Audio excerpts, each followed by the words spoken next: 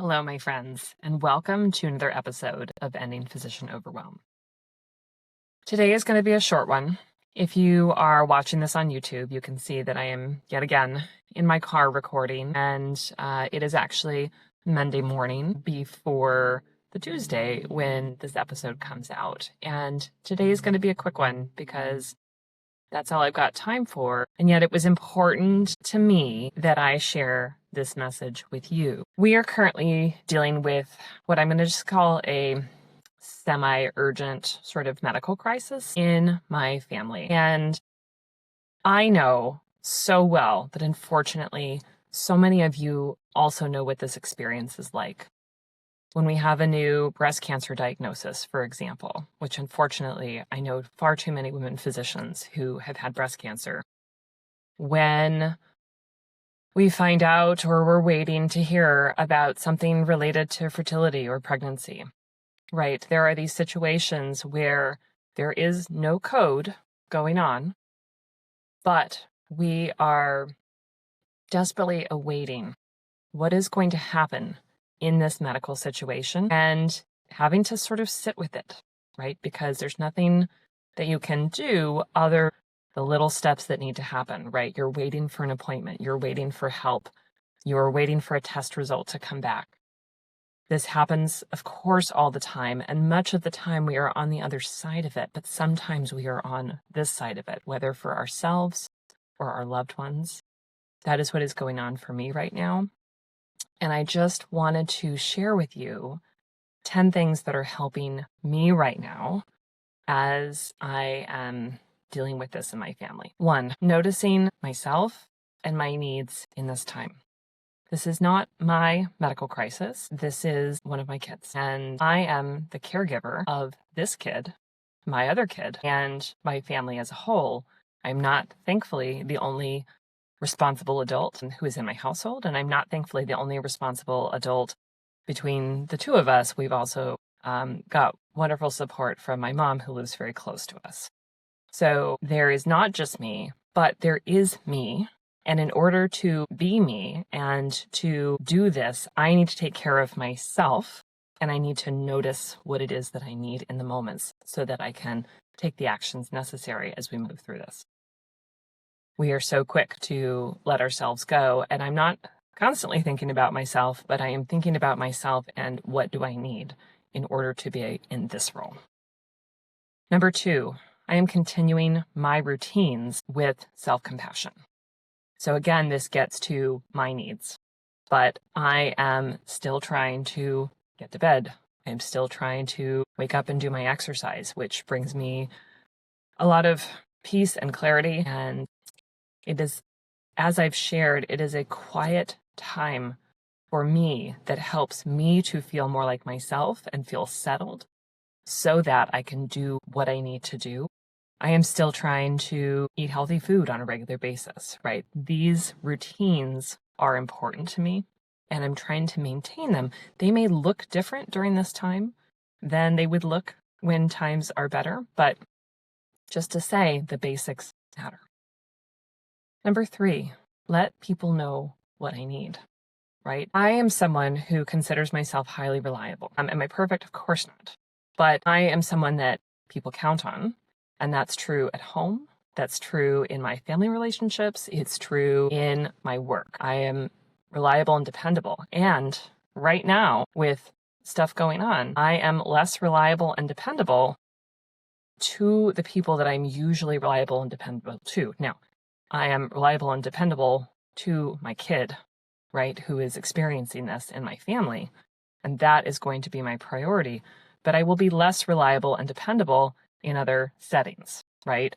I am going to have to cancel plans with friends. I am going to have to reschedule patients, right? I'm going to have to make different choices. And I will be as upfront as possible with people that I am going to be less reliable and dependable, and let them know what it is that I need. 4, both accepting what is true and also allowing moments of good. I can accept that this is a very difficult time and that I wish that none of this was happening. It is happening, I can't deny it. I can't ignore it. And I can also take moments where there is something joyful or silly or playful and choose to let them in. I think this is a tough area for so many of us because we are so used to being the solid, dependable, serious one in our families, maybe amongst our friend groups, just in our role professionally, that it can be very difficult to let in moments of good and joy and silliness and playfulness. I really need to sit in that space, though, and take the moments when they come. And that is a new challenge for me, but it is something that I'm leaning into right now. Number 5, creative procrastination. I have been dreaming about bigger things that I want to do, projects that I want to take on, new things that I want to offer people. And yet, knowing that this was looming, having had a sense that this was true and that I couldn't ignore it, I also put some things off and shut something down and knew that I was going to need to devote a lot of attention to this. Now, it's not to say that future plans won't happen eventually, but for right now, I am absolutely 100% procrastinating on them because they are not what is important to me right now. They are important to me, but they are not what is important to me right now. And it is okay for us to say, I've still got things that I want to do, but right now, this needs to be the focus. Even if I wish so much, right, this was not going on and that I could focus on those things, right? So creative procrastination. Number 6, clarity of values, knowing very clearly what is important. Again, this is an area where I feel like a lot of us have common ground, where we say that our families are our most important thing, and yet it's so easy not to be living our lives that way, to be ultimately putting more into our work, which of course is very important and serious work that we do. We're putting more energy over there and less into our families despite what we say.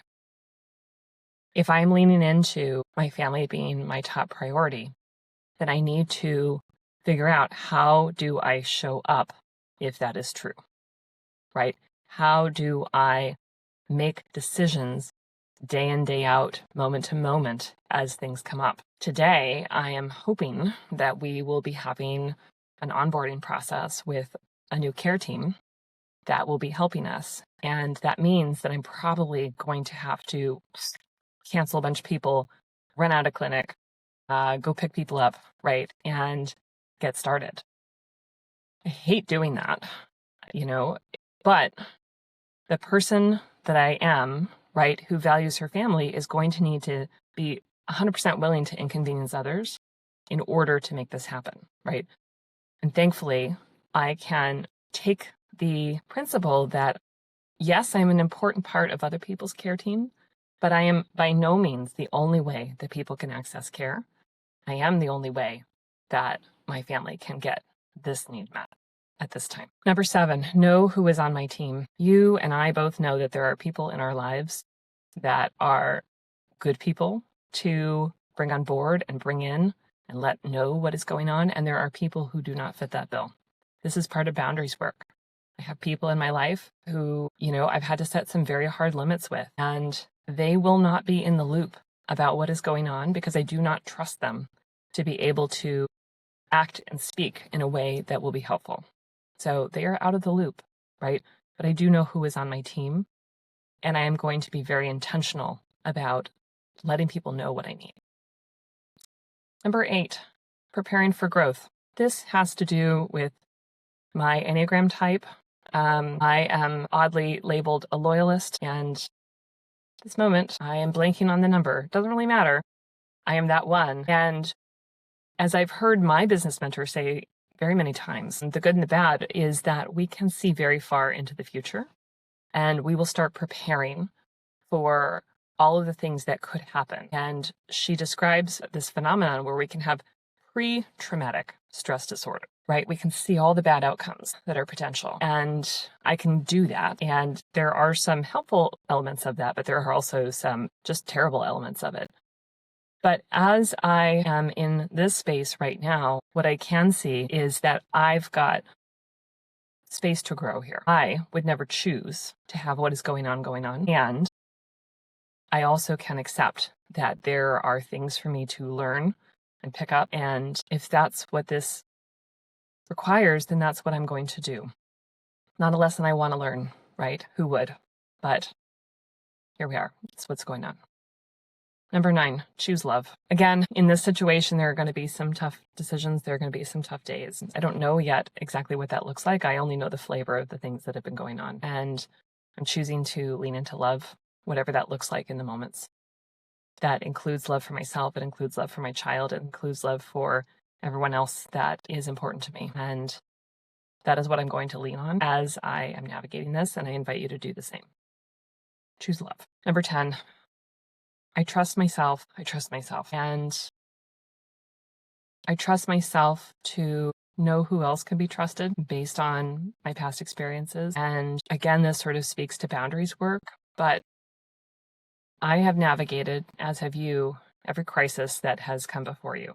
Now, have we done it all perfectly? No. Are there things that we wish could have been different? Absolutely.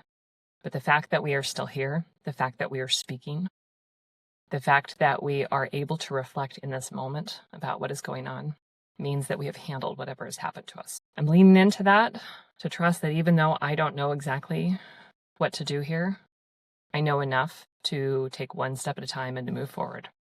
And I know that you do too. So that is my list for you. That is 10 things that are helping me right now. You can turn to this episode if and when you are facing similar challenges and anytime that you need it. I encourage you to write it out for yourself, to think about what is important to you and how are you going to implement things that are important to you as you navigate these tough spaces. I wish as much as possible, right, that none of us would ever face this, but this is the reality. This is life. That is all I have for you today. I hope to be with you next week. If we have an interruption, if we have some time where there is no podcast, please trust that I am thinking about you, but also sticking to my values and what needs to happen for my family. Until next time, take care.